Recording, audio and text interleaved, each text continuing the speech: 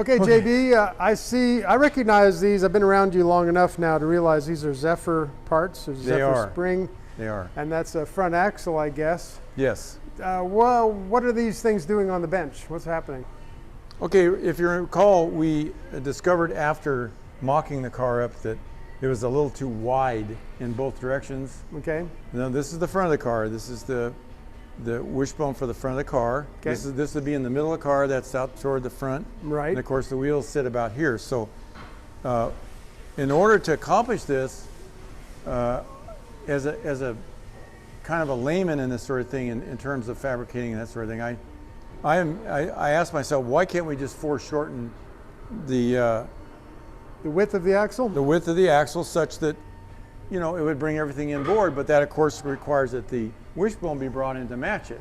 Oh, right. And it's the old domino effect, you know. It turns out, all you're really going to do is, as you can see here, you can still see the heating marks where Mark has heated this, and then he manually pulled it down until it reached this center line dimension to make these pins go back through the axle, through the wishbone, and match up again. Because when you foreshorten this, additionally, you have to bring these in to match it. Right. So that's why these have been heated. Yeah, the angle and the geometry had to change. Exactly. So now we've got an entire assemblage on the front of the car that's 2 inches narrower, which allows the wheels and tires to go inboard where we wanted them to be in the first place. Remember, we added disc brakes. Right. So we didn't account for that. We had to go back a little bit and bring it all inboard such that everything fit properly and didn't look silly. Right. Gotcha. Okay, cool. Right. There you That's go. an important little bit of work to be done. I'm just going to show everybody at home. Right. A little piece of, I mean, it's going to be impossible to really tell that ever happened. No, his welds are so good if you look closely. Yeah. You can't even tell it's been welded. I mean, I looked and looked. Yeah, and by the time you got some paint on it, you can kind of see right here literally impossible. Where it's been finished ground, but when you paint over it, there's literally no way to know. Here are the pieces that were cut out. Okay. So you get some idea, and here's the pattern that he used to make the proper cuts, so that when this left, this came together, okay, and matched back up again. Oh, cool. Okay, so this is really, really central to the whole process. Wow, yes. Exactly.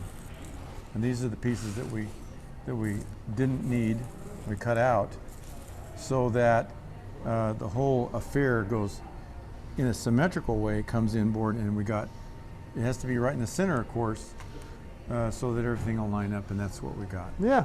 Okay. That's great. He's been doing this 40 years. Okay. So if this looks simple, believe me, it is not simple. Right. I've had to have it explained to me 6 times.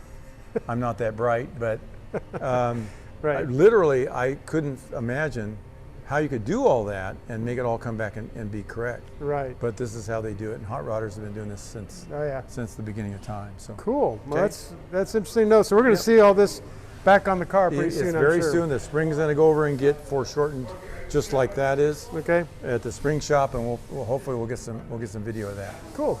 Just a little follow-up, just a little bit, Mark. Tell me if this represents the axle.